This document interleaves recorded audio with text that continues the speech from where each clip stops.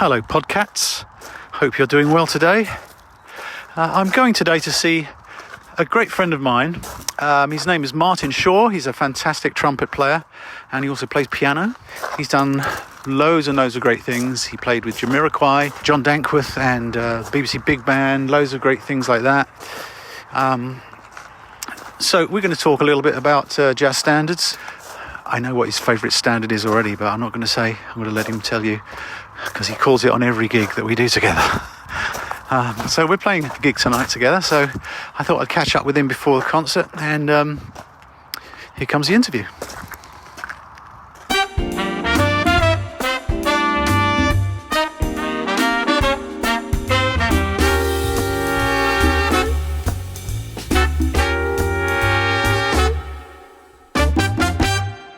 The Quartet Jazz Standards podcast is brought to you by the Quartet app for iOS, taking your jazz play along to another level.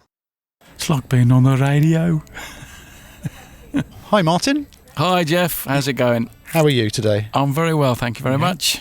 Do you want to tell everyone a little bit about yourself? So I grew up into a family of musicians. Both my parents were great piano players. Mom was classically trained, couldn't really improvise, but was a really great reader. And my dad was the opposite. He was a jazz player, could read chords, but couldn't really read music as such. Wow, okay. So I kind of got the best of both worlds. So you started on the piano, did you? I did, yeah. I started on piano when I was 9, and then a couple of years later I took up trumpet. Okay. At school, basically. So you're starting with classical piano? Yes, I did actually, yeah. Right. But it was a mixture because my dad used to show me a couple of nice, tasty chords. So you started jazz really young then? I did, basically, yeah. I was Wow. improvising by the time I was 12. And my brother is a great piano player too. And he used to kind of play me the more modern stuff, like Herbie Hancock, Chick Corea, Bill Evans type stuff. And my dad always had Oscar Peterson, Art Tatum, Fats Waller, Wow. all those kind of players. So they were your first influences, the piano players? Absolutely, yeah, Right. without question. Yeah. So when did you discover the trumpet then? Well, I started at 11. It was one of those mad decisions at school. They asked in assembly in the morning whether anyone that could already read music fancied playing a brass instrument. So I remember it to this day. I came to the corridor at break time, and you could either go left to the tuck shop, which I normally did, or right to this room where they said to go to try some instruments out. Right. And I stopped in my tracks and I thought, well, should I go and get my crisps and chocolate, or shall I go and have a look and check out what's going on with these instruments? And I did. I decided to go for the brass room. Fantastic, yeah. And then they gave me a French horn, which I just felt a bit heavy and awkward for me personally. They gave me a trombone. I couldn't really feel it at all or reach, and it just didn't feel right. Yeah. But then they gave me a trumpet and I put it to my face and I played like a really nice middle G, and they just said, oh, well, there you are then, that's it. Yeah, I just had regular Perry lessons at school. But I started with a friend of mine, but within a few months I'd sort of, steamed ahead because of my background and the fact that I played piano already. So I ended up having one-to-one lessons with the peripatetic teacher, Stephen Reed, his name was. Wow. He was a French horn player, but lovely man. And so he set me going. I mean, when I say classical, I did study the classical route, but all the time my dad was getting me to improvise, and he played piano for me at home, for instance. He'd teach me the old tunes like Sweet Georgia Brown and Avalon, those kind of tunes. So you didn't think about being a professional piano player at all? Well, to be honest, up until about the age of 15, I guess, I wasn't sure which way I'd go. I practiced piano hard when I was a kid. And you still play piano, don't you? I still play piano, yeah. I don't really play gigs professionally as such, but I do play a lot for my students, for instance. And I play at home a fair bit as well. So did you start playing in big bands quite early on too? Yeah, because a lot of my contemporaries started in the brass band tradition. But with me, luckily, I'm from a town called Walsall, near Birmingham, Right. as I'm sure you've sussed already. And there was a great band called the Walsall Youth Jazz Orchestra, Right. run by a guy called John Hughes, fabulous guy. A real sort of, he just led the band with such aplomb, and he was so keen, and he got some great charts in, and the standard was really good. Right. So I joined that. I think I was literally 13, a couple of years in, and I was playing next to a great jazz trumpet player who lives up north now, called Richard Isles. That's the first time I'd ever heard, a proper jazz trumpet player in the flesh. And, the lead player was a girl called Kay Henderson, who was absolutely fabulous. That's where I met Julian Arguelles, and we had a little quintet together. It was a spin-off of the big band. Okay. So I was doing a lot of jazz from early on. Right. And like I said before, that was all... Basically, what my story goes, if at home this is... If mom or dad weren't practicing, because they used to practice hard, But basically, if they weren't practicing the piano, then there would be jazz on. Were you into transcribing and writing stuff down, or how did you learn to improvise? I did transcribe, but I didn't really write it down. I used to just learn. Okay. That's just probably a better way to ears. do it, I guess. Well, I found it more natural when I was young, for sure. But I was very lucky because my dad, once he'd sort of realised that he thought I was going to be a player, he knew that it would be really handy to have good oral facility. So he used to give me little sort of oral tests before school every morning. Whoa. But he made it fun. It was like a game. Right. He'd get me to guess notes and then guess intervals. Yeah. And in fact, to this day, I actually teach using that method as well, because I think nice. it's really handy. Nice. Useful to be able to do, Right. So you'll play an interval and they have to guess what the interval is. Yeah. First of all, I play it and get them to play the bottom note, then the top note, and then let me know the interval. Tell me the notes, Because I know people learn intervals by tunes, don't they? Maria. Indeed, that's true. Yeah. And so on. That's good as well. I mean, it's all valid as long as you get to know the sound of it, and eventually you just recognise it. So then when did you come to London then? What happened next? Came to London in 1985. I got into the Royal Academy. So I went there for 3 years, which was great. And luckily, the first year I was there was the first year that they started introducing some kind of jazz tuition as well. Right. It was Graham Colley, actually. Yeah, I remember There him. wasn't a jazz course as such. But there was a big band, which was nice, and a couple of little jazz history lessons here and there. And because of that, I think... So you were doing the straight course or the... Yeah, I was doing the straight course. Yeah, Okay. literally a 3-year degree in music. Okay. But also, just quickly, I managed to wangle second study jazz trumpet lessons with Henry Lowther. Oh, nice. Which was amazing. Nice. Really lovely man, Yeah, he was my mentor for he's a while. amazing, isn't he? I actually went to Berkeley for a 5-week summer school. Oh, that sounds fun. Between the academy and the Guildhall, actually. So I did the postgrad jazz and studio music, I think it was called. Wow, okay. At the Guildhall. Yeah. So I did 4 full years plus a little. And how was your Berkeley experience? How did that work it was out? good fun. I mean, they actually put a lot of emphasis on oral ability. They used the solfege scale method, which they taught me. I hadn't done it before, so I found that quite taxing, actually. But it was great. Really good fun. And I had lessons with a guy called Lou Mucci, who used to be in Dizzy Gillespie's band. Wow, what a and great then name. there was a guy called Wayne Nouse, who did Buddy Richie's big band and all that kind of stuff. But yeah, it was great fun, great experience. Fantastic. Would you say you use licks, as part of your playing, or do you not think about that? I certainly have a few licks which I use, which have become part of my vocabulary. But quite honestly, I never really practiced licks. As a kid, I kind of relied on just listening, because I really did listen so much to lots of really top quality jazz, and I think that's super important. And also, it was mainly piano players for a good few years. Oh, right, interesting. So the licks didn't really translate as such, but obviously when you're listening to all those people I mentioned before, especially Oscar, I mean, time, I think I learnt a lot about jazz time from Oscar. I mean, it's flawless, I think. Beautiful. Yeah. And then Chick Corea is a very percussive player, but lovely lines as well. So, I think it went in. But then, I guess I was about 14, and my dad used to have this residency, and this new guitarist joined the band. And when he found out I was a trumpet player, bless him, he made up a little cassette tape, showing my age there, of Clifford Brown. Right. He basically said to my dad, if he's a trumpet player, he's got to listen to Clifford Brown. Yeah. And that was it, really. That was my starting point. And you teach. You've done a lot more teaching of late, haven't you? Because I know you've recently been teaching at the Purcell School, haven't you? That's right, yes. I mean, I've been on the books at the Royal College, actually, for many, many years. I taught at Birmingham Conservatoire for quite a few years. Right. Do you enjoy teaching? I do, actually, yeah. I do enjoy it. And as you rightly say, last year I started at the Purcell School of Music.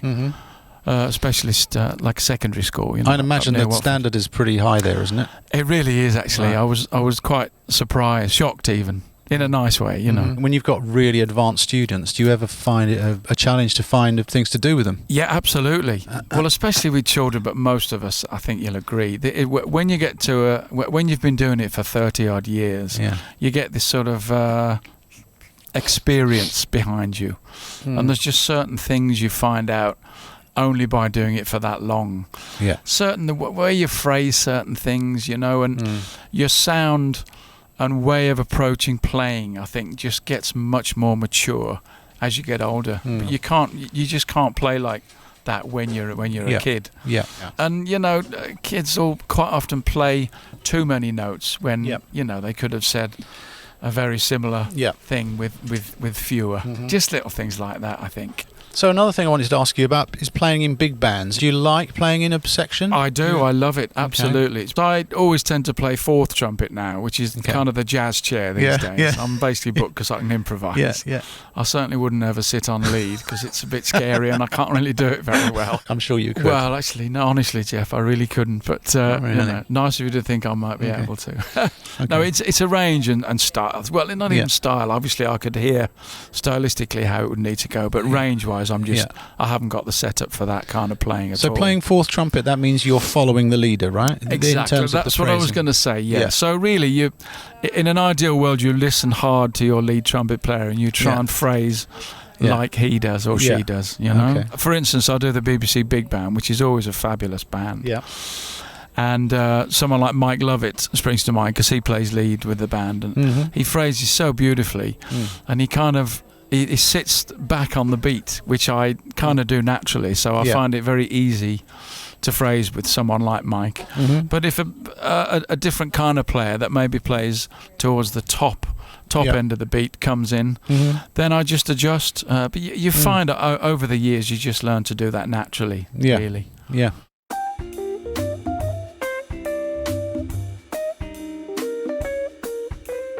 So let's talk about jazz standards. I think I know the answer to this question, but do you have a favourite jazz standard? I do, actually, Geoff. Okay. And I'm Tell us what it is. Well, you've played it with me about 1,000 times by now, I think.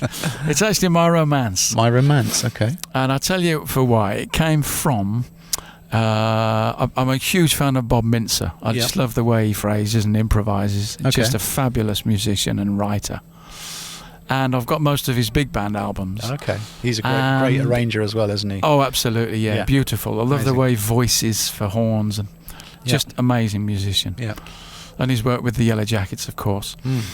But it's just a one-off, almost like a throwaway track. I believe it's on Spectrum, but I'm not 100% sure. But it's on one of the late 80s big band albums, but he plays a quartet version of My Romance, and it was just so lovely. Amazing. It's one of those tracks you listen to and just put it on repeat and listen about 5 or 6 times. Was that the first version you knew of that tune? Yeah, it was actually. Okay. I hadn't played it before, but this is years and years ago. Right. Like probably early 90s, I guess. Yeah. But it just struck me so hard, you know, it struck a chord with me. Yeah. And I just loved it. I just listened over and over again, and within 5 or 6 times I'd got the melody, and I just played it from then on and ever since. My Romance is actually in Quartet Volume 1. So Quartet 1 contains all the essentials. You own this one. Yeah, I do actually. Yeah, I must admit, Geoff, I've been using them a lot at the Purcell School. They're a great vehicle to teach. That's a good thing, yeah.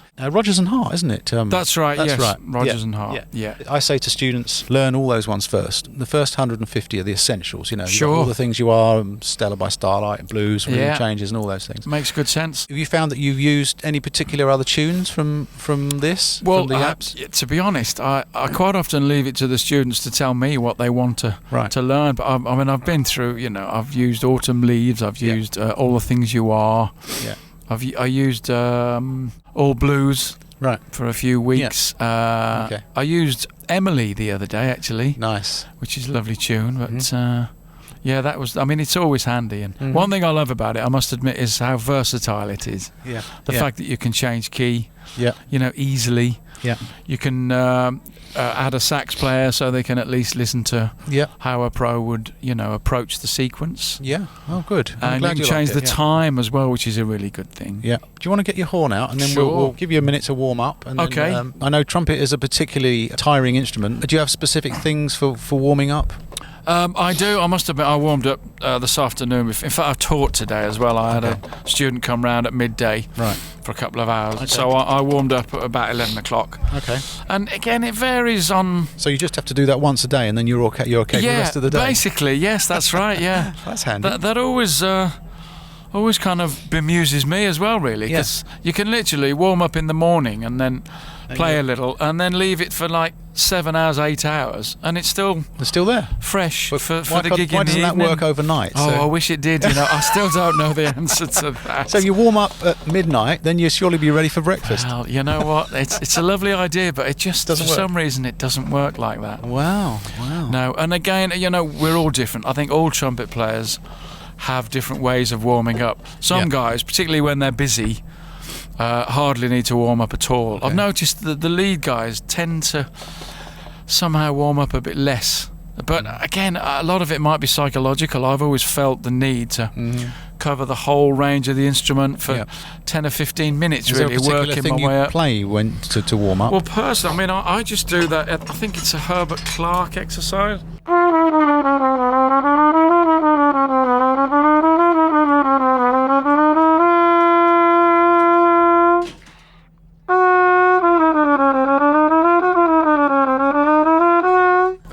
etc. Nice bit of chromatics there, yeah.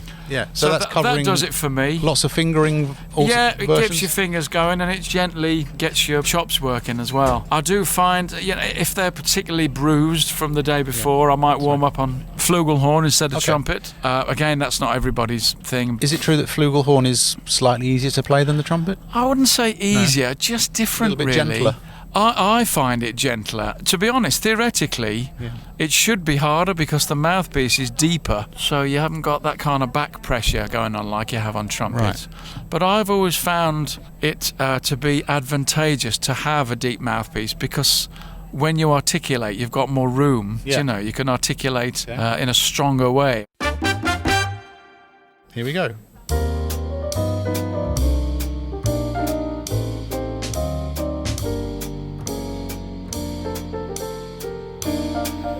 You ready? Yeah.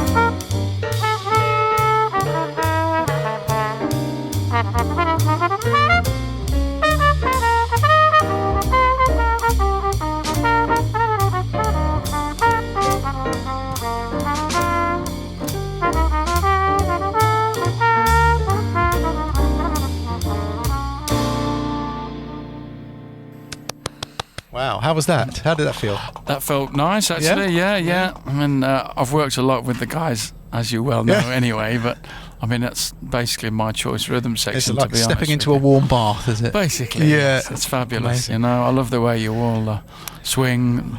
Seb, obviously beautiful, and Graham, fabulous voicings. So, what were you thinking about when you were playing? Harmony has always been my Yeah. my kind of Yeah. first love in terms of Yeah. music theory, if you like. I guess I'm just listening to the way the sequence moves from chord to chord. I have played this tune an awful lot, so I know it very well. Whilst I do try and listen to the rhythm section while I'm playing, I'm trying to find nice melodies to weave through the sequence. Yeah, I'm always yeah. thinking forwards in a kind of horizontal way. Yeah. But there's a lot of chords in this. Now, are you thinking each chord, or are you thinking across many chords? With a tune like this, I certainly don't really think of every Not every chord. chord individually. I Okay. think through the sequence. Yeah. I read or hear the sequence as a whole, but I'm thinking at least 2 or 3 chords ahead. When I teach, actually, I make a point of getting my students to really know their guide tones. The 3rd and the 7th, I really do think it's nice to at least be able to land on them, or it's really important to when the harmony changes, to land on a nice note that spells the chord out. That's a really good Again, point. you don't have to play that way, but it's nice to be able to do it. Yeah. So you were talking about licks earlier on, and now you've got your trumpet in your hand. So if I'm going from, say, D minor to G7 to C major, this is one of the the few actual licks I do use, but I know this is one of them. Go on then.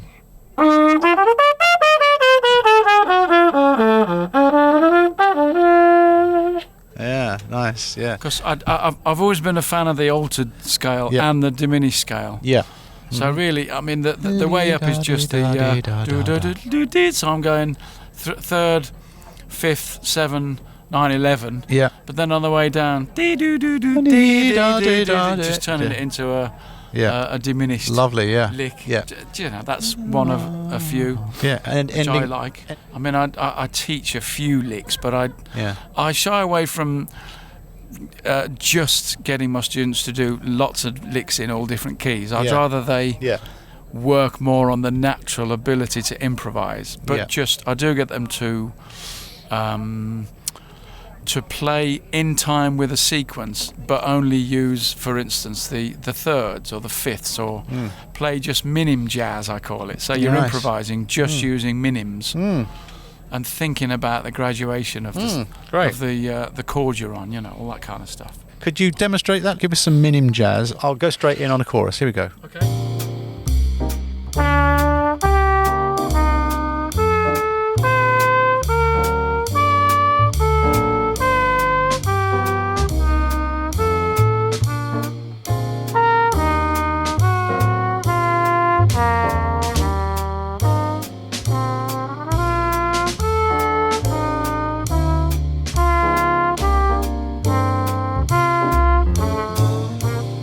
Yeah. And then what I do There you is go. start to use different rhythms. I might do triplets across it then. Okay. Maybe minim triplets and then crotchets and then crotchet triplets.